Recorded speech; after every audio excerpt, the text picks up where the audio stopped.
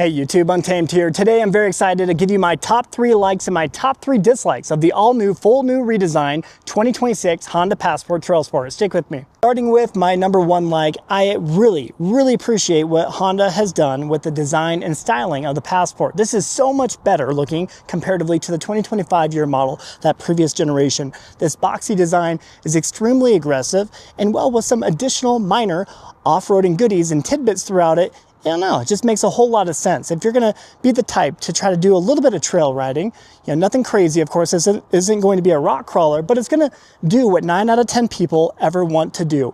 Go 9 out of 10 places that most people would ever want to do. So overall, the design and styling of the Honda Passport Trail Sport here, especially in its ash green exterior color, I think it looks menacing. Huge improvement over that last gen. What say you? My second like would be the overall feel of the interior. Very nice premium finishes all throughout. Nice leather, they call it gray, kind of looks white, a little bit more white, but gray and black accent interior. Nice stitching all throughout the vehicle. But in addition to that, the headroom in here is incredible. And it isn't until you sit in one do you realize just how wide they are. And I don't know, you're not cramped in here. You don't feel claustrophobic at all in this entire vehicle. So love the entire interior, very simplistic features. When it comes to the buttons, nothing is overdone or overcooked. It is very intuitive to include the very responsive infotainment up here. But let me show you the back seat too.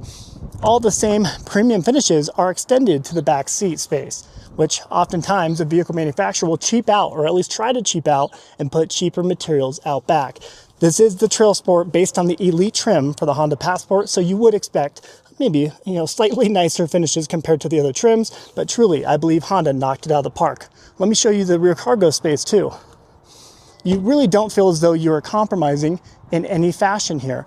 The cargo space is great. Kind of have this tabletop tray with a neat topographical map design on top of it, and a very simplistic way to detach it, tilt it, and retract it any way you need. So overall, the depth of it, the cargo space really is incredible.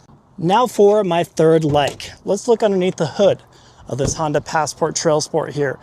The Passport Trail Sport has a 3.5 liter, let me do it the right way, 3.5 liter naturally aspirated V6 underneath the hood. So many vehicle manufacturers are doing away with their naturally aspirated platforms. Sure, it does have variable cylinder management, or VCM, so they can kind of cut off some of the cylinders when they're not in use to maximize fuel efficiency, but overall, the power delivery of this just feels right. It feels raw.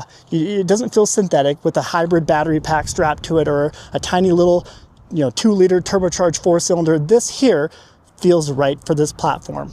And when you look at the performance figures, 285 horsepower and 262 foot-pounds of torque, I don't know, nothing more than what you need, really. Passport Trail Sport comes with a 10-speed automatic transmission and is tied to a standard torque vectoring all-wheel drive system. So again, it's going to take you anywhere you want it to go. And when you have 8.3 inches of ground clearance, I don't know, it's going to take a very dicey trail in order to get stuck in this thing. Now let's talk through my top 3 dislikes. I would really appreciate it if Honda didn't have that VCM connected to this engine. That would make this truly perfect. Whenever they have that variable cylinder management system integrated within their platforms, it's just one more thing that could potentially fail on it. And maybe it's just me being paranoid, but that system there, it does have a reputation of failing on some of these platforms. Not a huge amount, but that is a problem that lies with this engine here. So I would appreciate it, got rid of that, and just kept it a standard, more simplistic 3.5 liter V6. And now for my second dislike, and trust me guys when I say it, I'm splitting hairs here. I love the entire interior here. This is a very pleasant place to be. A ton of headroom, like I mentioned, but if I were to be nitpicky, the fact that they put this infotainment screen, kind of like a tacked on afterthought up here, like a tablet or an iPad that they just put up on top of the dash, I would knock that. So I don't love this part of it.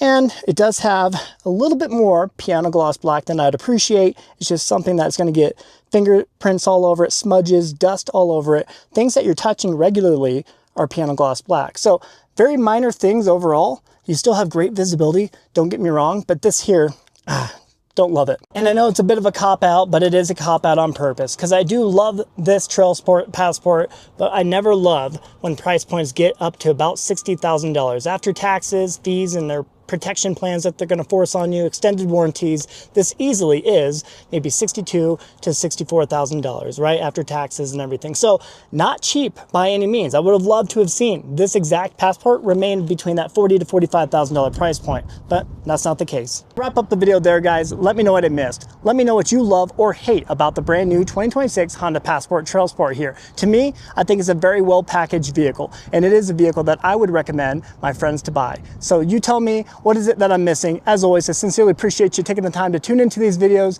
And if you haven't done so already, please consider liking and subscribing. Your support means a ton, and I promise you, it never goes unnoticed. Till next time.